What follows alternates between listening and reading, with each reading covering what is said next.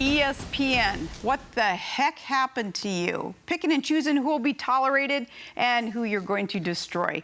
They suspended Curt Schilling because he tweeted this stat. Only 5 to 10% of Muslims are extremists. In 1940, only 7% of Germans were Nazis. How'd that go?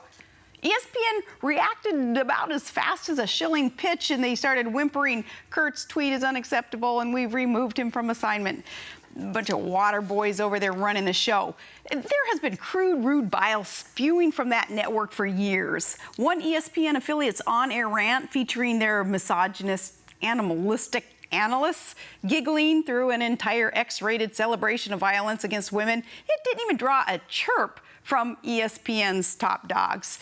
They had a convicted rapist on graphically describing the next rape that he hoped to see in a sports broadcast. So Schilling's tweet, well, it was just a stat. ESPN, you use stats.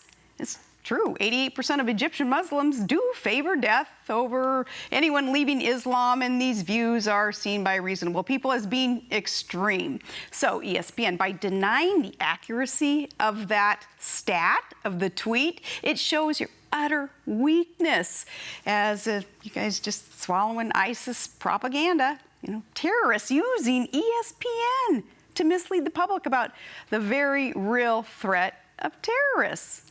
It shows once again ESPN concentrates on liberal global politics versus just reporting well on our sports. And Schilling is not a bleeding heart liberal, and I believe that's why they cracked down on him. ESPN, just all around awful on this. They should have just stuck to sports. We're going to hear from an expert on that. Joining me from Breitbart Sports is Kevin Scholla. Kevin, thanks so much for being here. Can ESPN keep this up? Governor, thank you so much for having me. It's an honor to be with you. And yes, unfortunately they can, because we have seen in so many examples that the powers that be at ESPN now are far left liberal in their agenda. And it is unbelievable, because not only are people like Schilling in this latest case shot down or suspended when they say something like you said that deals in things that you like to deal in, fact and common sense. Well, no, he's got to go. But in the meantime, if you are pro Michael Sam or airing Michael Sam's Kiss on the air, or pro Ferguson from the standpoint anti-police statements that was said by some ESPN people, that's okay too. But or Bruce Jenner, you know, he's courageous to ESPN, whatever's going on there. But when it is said by a conservative, and again, just statistics and fact, he's got to go as far as ESPN. And it's really heartbreaking to the sport fan. I know you're a sport maniac like me. Your dad and your brother, right? Packers and Yankees, big time fans, and I'm the same way. And sports was the one place we used to go, right, without politics. And now, unfortunately, it's almost like Hollywood. I know. You know, Kevin, I can't even preach anymore the beauty of sports in a national arena, because that's what I used to say is, oh, man, I love sports, and I can justify it because it's like it's a distraction. It's a healthy outlet. Well, not when ESPN is doing what it's doing. And speaking of sports fans, you're a coach, you're a reporter, you're an announcer.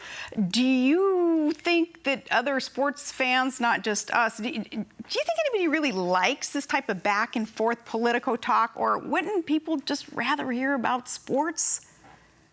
It depends who you talk to. I think the real sport fan, someone like you, someone like myself, you know, it used to be you'd go to a game and it didn't matter who was next to you, black, white, whatever political stripe. For that day, you were Bears fans, you were Rockets fans, whatever it is. It had nothing to do with it. Who played? The best guy. Didn't matter his color, his background. The best people played as well.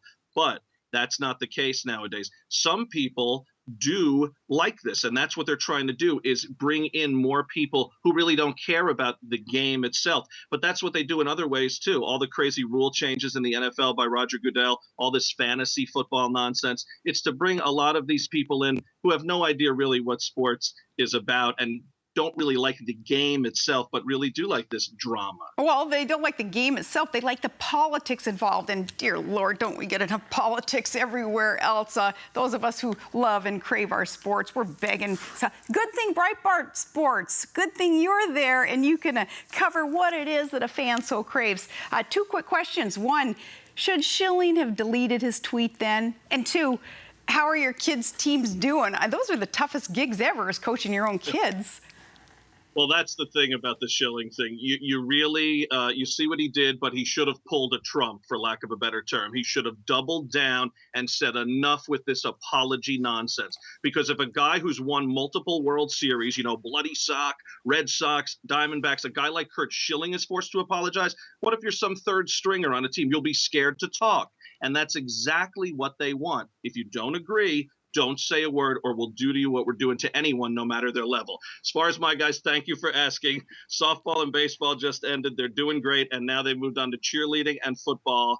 And yes, he's 4, but he's playing football. And yes, I'm the coach, and I'm going there right now after this talk. All right, we'll make him run an extra lap from me. Awesome. And pull the Trump. Okay, I'm going to use that one. Okay, Kevin? I'm going to pull the Trump. That's what we'll start using. Okay, good. Absolutely. Thank you so much for joining us from Breitbart.com. They're doing great work over there. The great Kevin Scholla. Okay, final thoughts are next, and it's going to be good news, America. Keep the faith. We'll be right back.